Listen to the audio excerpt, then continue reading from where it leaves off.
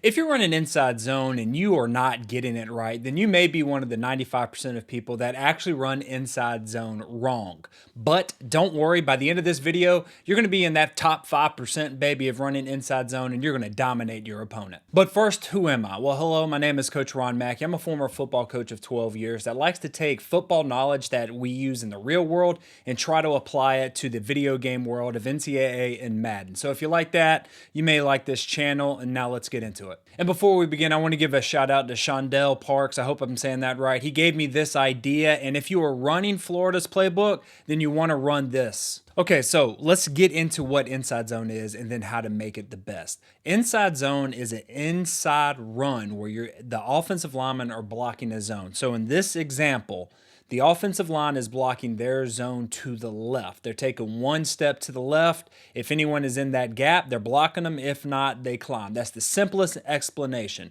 When would you call inside zone? When they only have 5 people in the box, or if you bring somebody in the box, your offensive lineman numbers matches up to the defense's defensive line and linebackers. So for instance, in here, if you look at the box, we got 1, 2, 3, 4, 5 people in the box. That guy over X, it would be considered an apex player, meaning he's half in the box, he's half out of the box. We're going to treat it like he's out of the box. When you have the numbers in the box, you just want to run inside zone because it is a straight handoff. You just get north and south and you get what you can.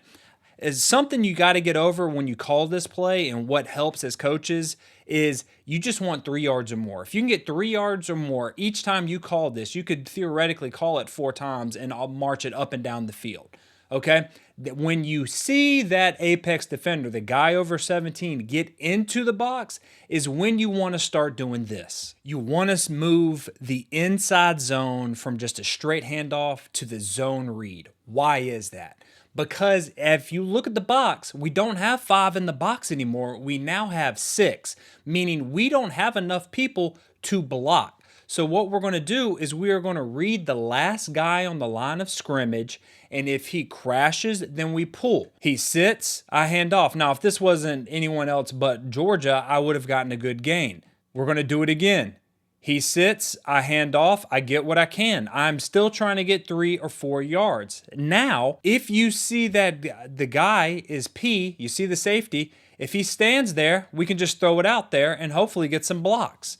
I know it looks trash because it's practice, but hold up, I will show you what I'm talking about. Hey, real quick, I didn't mean to interrupt, but I just want to let you know, I put out a little mini ebook or a guide, I guess, the 5 formations that I used in real world football that actually translate to doing really good in the video game football. If you like that, the link is in the description or it's in the pinned comment. Completely free, just my way of saying thank you to y'all. Now let's get back into it. So I'm going against Ohio State. I call zone read. They have 1, 2, 3, 4, 5 people in the box. This is the apex defender right there. 3 over 3. I'm going to hand this ball off. And this is exactly what I did because I had the numbers in the box. And please forgive the crappy thumbs, but I did it because I had the numbers advantage. Here's an example when I'm going up against Miami where I call it, and let's count. We got 1, 2, 3, 4, 5. They have 1, 2, 3, 4, 5, 6, 7. So we could say that this guy and this guy are also blocking, but I don't like just not having an answer for what the defense does. So I call inside zone read. I am reading this man right here. If he crashes, I pull, and then now I have an alley, which is exactly what happened. Look, his man crashed down.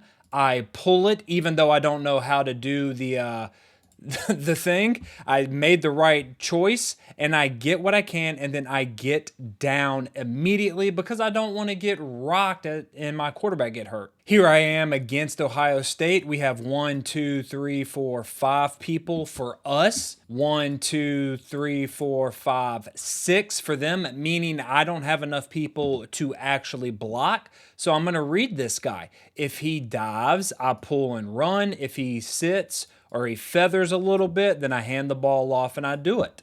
And when you watch it, you see that the defensive lineman crashes. I pull, I get north and south as fast as possible, and then I score. And this has nothing with me in my thumbsticks, because you know good and well watching these things, I suck completely, but I'm using real world logic in this video game. And now I know what you're saying. Hey, coach, that's great. What happens if they take that away? Or what if I want to put another wrinkle? And that's where this comes in. So once they start keying your inside zone, then this is how we play games with them, by utilizing the tight end. This is one of my favorite plays in the entire playbook. And it's also one of my favorite plays in the real world when I used to coach. Why?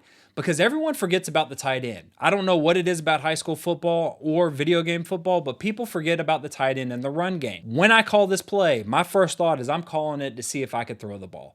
I like to bring it up, see where that passing icon is, my pass read, and then I'm saying, hey, do I have the leverage? Now, what is leverage? Leverage means is my guy faster to the outside? So in this example right here, that safety, if we're going to the sideline, has the leverage on my guy. Now, when I snap the ball, I'm going to see, does he continue to go to the sideline, or does he backpedal or flat-footed or anything like that? If he backpedals or is flat-footed, then I throw it. If he goes out there, then I just read the end. Most of the time like this, I'm thinking, okay, I'm going to throw the ball. What does he do? He goes out there, I just toss it out, and I get what I can. But let's say that guy has leverage and takes away that flat route. Well, then I just read the end.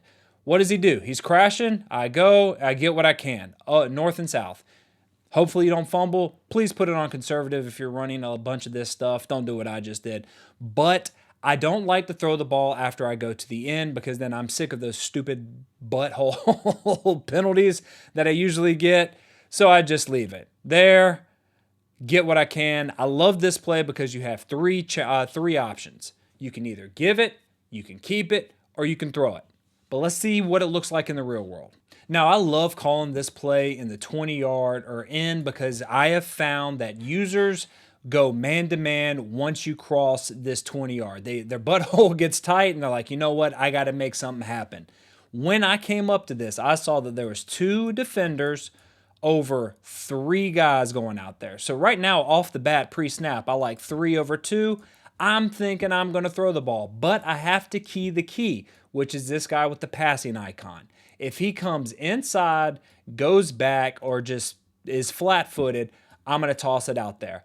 If his eyes or he moves this way, then I'm just going to read the end, and it's a normal inside zone read that we have been preaching and running on them the entire game. So the ball is snapped, and immediately you can tell what this guy does. He comes inside. His body, his eyes are looking here. This is blocked up. Now, my guy don't even know what to do now, but I have the numbers. I'm going to toss it out there and just let him get what he can. And that's exactly what happens for the touchdown. Now, I know I'm not the only one that does the Y flat. Every meta offense does it, but they're using it to be cheeky. I don't, because here's what sets it apart. Once you start hitting that a couple of times, the defender is going to fly out there. Well, you got to have an answer to it. And what is your answer? This play right here. And what I'm talking about is the pop pass. Now, this is on the gun trips, Y off or whatever. It's RPO bubble pop. And you are going to call this when you have hit them a couple of times with that flat and they start running over there. The read's really simple. Just read the linebacker. If he drops back or goes out, then you hand the ball off. If he attacks or is going to the run, then you throw it. He sits there, he steps up a little bit, and then you just throw it. Hopefully you catch it, but again, you see what the read is. One more time. He steps up, you throw it, you get rocked like that. I promise you, you will call this when you know it's going to be a touchdown. And I got an example to show you. So when I called this play, I knew he may have been doing something because I kept hitting him with the flat over and over again. And the play before this, he was here and he just automatically ran. So I was like, okay, he's worried about that. Let me call the pop pass. And as you can tell, his alignment, his leverage, we have the leverage because we're trying to go inside and he's outside. This is the read.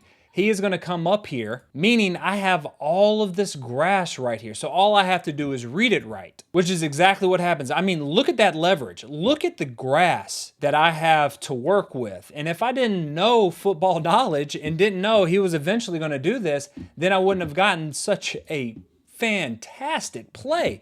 I mean, look at this. Look at that read. Wide open, split the defense for a touchdown. You can do this if you know how to utilize the inside zone perfectly. But the beautiful thing about the pop pass is, like Billy May says, but wait, there's more. You can now run the inside zone with stick. So inside zone with stick is unbelievable. It's almost the same read as the pop pass. You're reading the linebacker. Does he sit? I hand. Does he step forward? Then I throw. He goes and takes it. I try to get out there. Oh, there's a crease. I get what I can. This is the beautiful thing about this offense, this run play.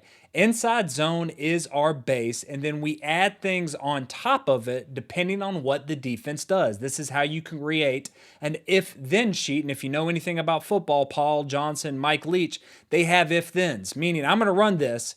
If the defense does this to stop it, then I'm going to run this other play, which is what we're doing right there. I can throw it, fit it in there. I only want 6 or 7 yards. And here's a real world example of me actually running this in the game and not just in practice. I call inside zone with the stick. They have 1, 2, 3, 4, 5, 6, meaning I can't block everybody with just inside zone. So I'm going to read this man. If he sits or drops back, then I hand the ball off. If he comes in a couple of steps, then I will throw it. As you can tell on this one, he kind of sits there. He is in the way of the throw.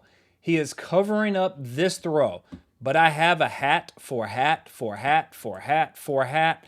That is why I hand the ball off. Now, could I have thrown it out here if I wanted to? Sure, but I don't feel comfortable enough reading a 1 to 2, and this happens so quick, I'm just focused on this. So I hand the ball off, get what I can, get the first down, which is all I want, make him miss a couple of times, look really crappy trying to juke right there, but you see what I'm talking about.